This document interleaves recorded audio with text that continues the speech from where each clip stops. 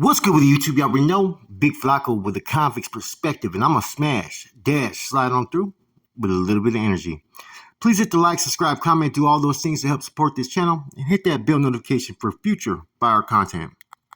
Today is January 22nd. This is a day where every Norteno in the system, the streets, pays homage to all those who have made sacrifices for the people and about the people. This is a day that's about the Raza Norteña, the northern race, its history, its components, its struggles, its sacrifices, and the ones that continue down that path that was laid decades ago. Some people have the misconception that the Nuestra Raza, the northern structure, the Norteño Soldado, the Hermano, the Bro, was part of a criminal enterprise and that they were their own entity. The truth is this. The Nuestra Raza, the XIV structured Norteños, which is what it was first called, was based upon the 14 bonds being structured, organized, and being Norteños together up north.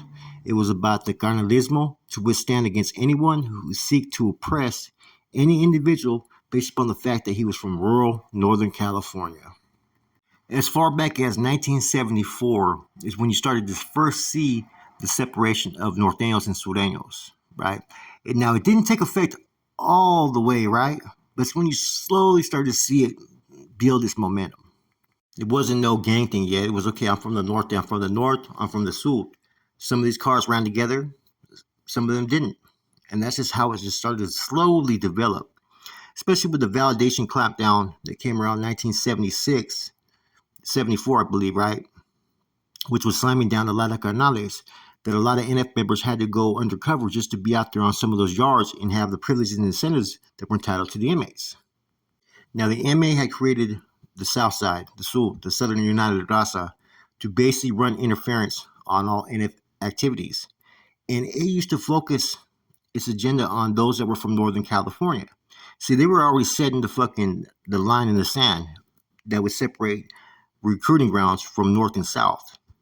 See, and a lot of this started in LA County Jail, which was traditionally a MA stronghold. Now, Robert Sosa from Santa Barbara was a general. And before he got impeached, before there was issues, he was toying with the idea of creating a group called the Raza Unida. And the purpose was that they could still recruit from individuals down south.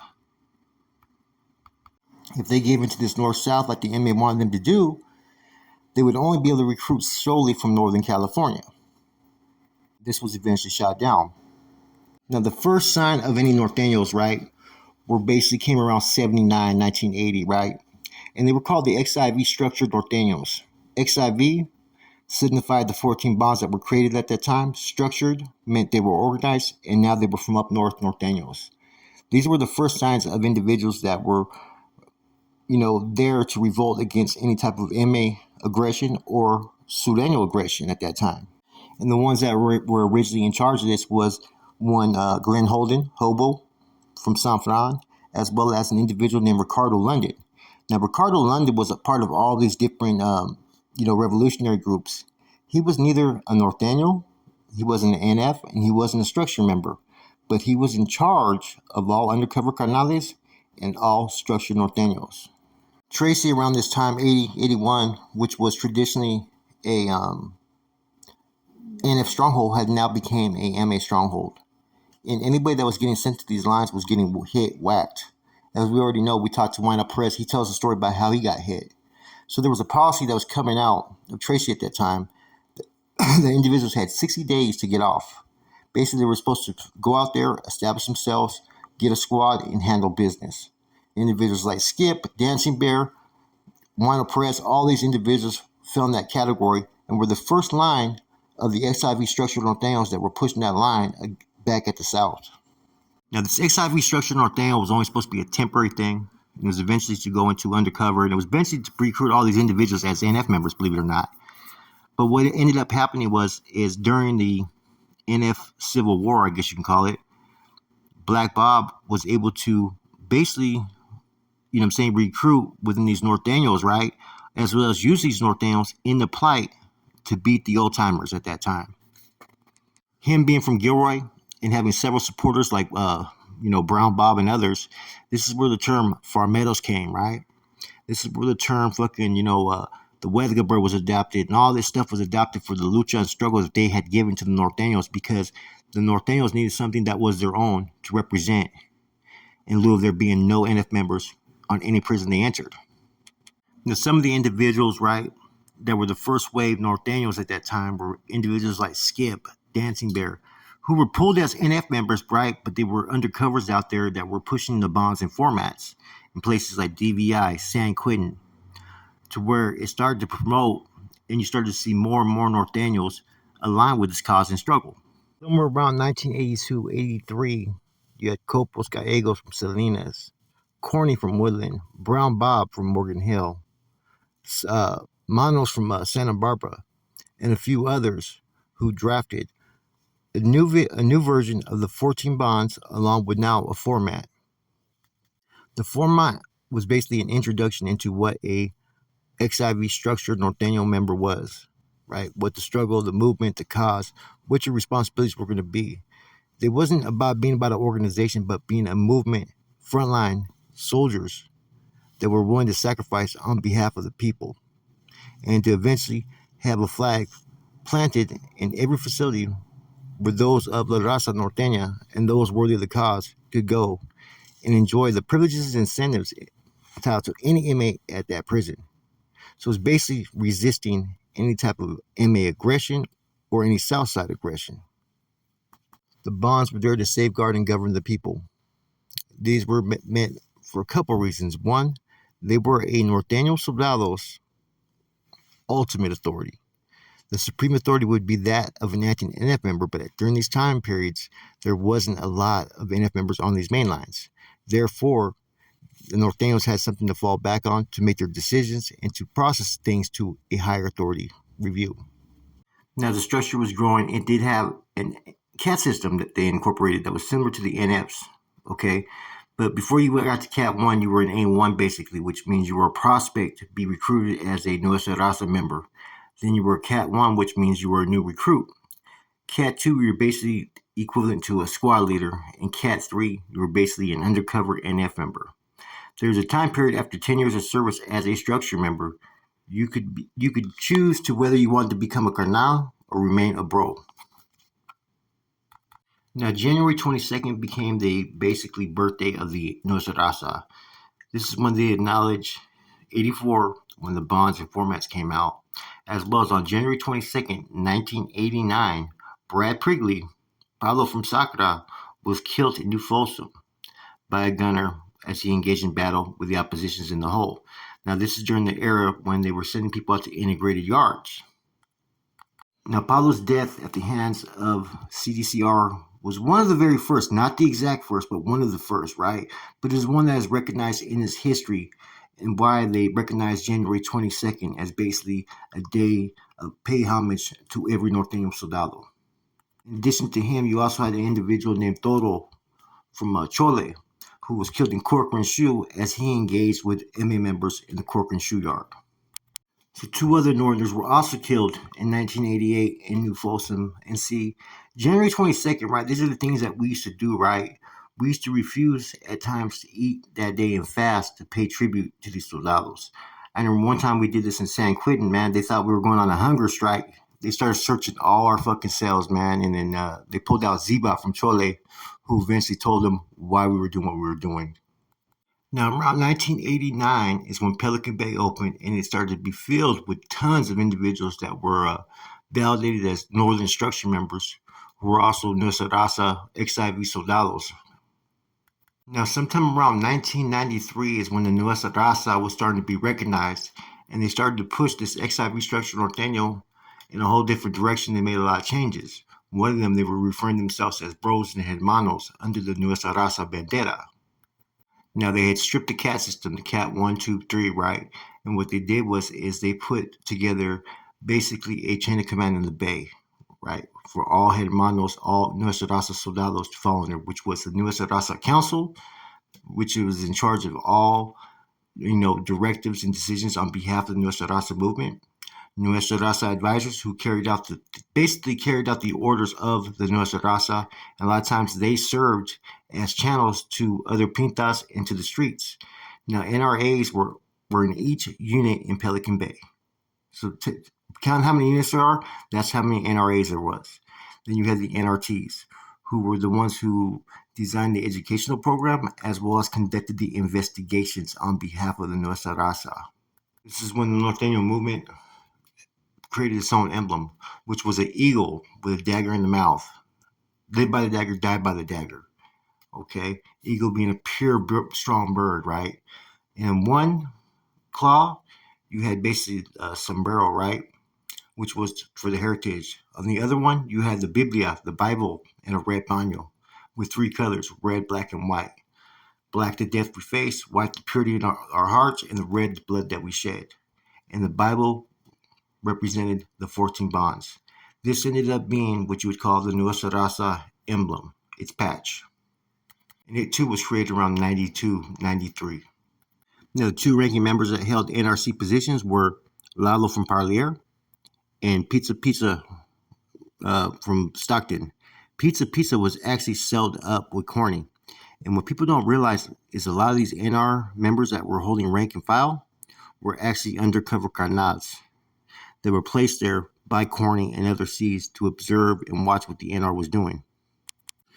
Now, the Nuestra Raza also incorporated what you would call the 7 fundamentals or 7 phases of an NR Soldado, which is basically a blueprint template for an NR Soldado to strive every day to better educate himself. 1, NR literature, which was the bonds, the formats, and whatnot.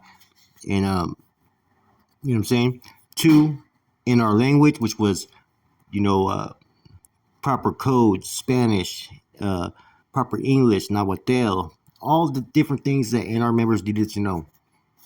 Number 3, weaponry warfare tactics, right? 4, mainline training. 5, legal law. 6, recruitment analysis of soldados. And 7, street preparation or street concepts. Now, also around 93, the street concepts came into play, and that was mainly to aid two soldados behind the wall in accordance to your financial capabilities, right? And that's something that's changed over the years as they've made it basically mandatory if you were to be looked at as an elite soldado. Now, there was a time period to where you were expected to function maybe for 60 or 90 days, I believe, right? Then you started to have Nuestra Raza or structured regiments that started to be found out there in the streets. A lot of times they were not properly sanctioned. They were coming out of prisons and they were establishing shop to look after the brothers that they left behind. And this is kind of one of the reasons why the NF decided to dismantle the NR. They started to act like they were their own entity. They had got really deep. The NR was deeper than the NF. You know what I'm saying? And it started to pose itself as a threat. What was created as a movement started to slowly become like a criminal organization in itself. Therefore, a lot of changes started to be made at that time in April of 97. From now, right, to way back in the days, the Norteno movement has been basically the backbone to the NF. They've been the one that have done all the grunt work. They've been the one on these lines that have been pushing out there where the NF was locked up in the shoe. And at times, I think that they need to be recognized even more so for the sacrifices they made. A lot of dudes did this, right? As Northerners, they were out there representing. And to me, a Northerner was just as worthy as a Norteño soldado. And at times even more so because they did so without being politically obligated. And with that, further procedures came out, such as the red on red crime, right? That was sent out to the streets around 97, 98, as well as in 2000. I was one of the ones that came out with that red on red thing and was forwarding that out there into the streets.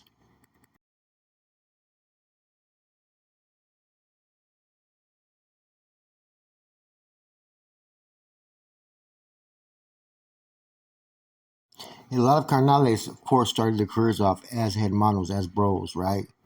But there was also those that never made that next step because they didn't want to. They chose not to get involved in the organizational bids or just only assist. Cats like Mousy von Lerme, right? Cats like Night Owl from Chole, right? Fucking Night Owl from Dakota. There's a lot of individuals, like I said back then. They were the first wave Nuestra Raza members. They were the ones that were out there that were pushing these lineas, right? Pushing these lines. And what kind of really messed up the NR, right, was one, mass recruitment, right? A lot of that happened in the 90s where people were recruiting people from their hood sometimes without going through the proper procedures, okay? That occurred. That occurred, but there was also a lot of individuals that were abusing their authorities. And see, as a northerner, you were called a Norteno back then, though, right? Just a regular northerner was a Norteno. And you were not given the bonds. You were not given the format. You weren't given the seven phases or fundamentals. And you were less obligated than someone who was a Nuestra Raza member. But yet, and our members were at times holding Nortenos accountable for the same things that they were supposed to under the Norteno bylaws. Therefore, a lot of the Carnales felt that all education should be open to all Northerners to understand if they're to be held responsible under the Norteno laws, which made a lot of changes in the system when that happened. Yeah, today is a day that we show respect and commend those that made those sacrifices, whether they were Norteño soldados or just Northerners. It didn't matter. All individuals were basically the backbone to the movement and cause today because they were the ones that were out on these lines putting in work. They were the ones on these lines where they were outnumbered, establishing a foothold, planting a flag for Gente to go to. So January 22nd is really a day to reflect upon all the sacrifices that have been made and to pay homage to those that paid the ultimate cost defending that cause and struggle. And I've said this many times before, right? The Norteño ideologies, the bylaws, the direction, the cause, and movement for the betterment of its people is a beautiful thing. It's only the misapplication of those who are bandidos or degenerates who somehow, from time to time, fall into rank and file who abuse their authorities is the only thing that could be said wrong about the movement is the checks and balances to get rid of these individuals. Now, to be recruited as a Nuestra Raza Soldado or Norteño Soldado has pretty much been almost the same. You have to have two sponsors that have at least 5 years of experience, and it has to be stamped by a carnal or by an individual who was bestowed authority to recruit people into the Norteño movement or Nuestra Raza. Because that has happened many times where people have been sanctioned to be able to recruit. They just have to be able to file those names to said channels, right? I was one of those ones that was able to recruit. Whether there was a carnal there or not, young in my career, I had the ability to start undergoing one's indoctrination process to become a Nuestra Raza member. Anyways, man, happy January 22nd to all those who continue and all those that remain and all those that at one time that did represent this, man. We never forget where we come from. With that said, I'm gone.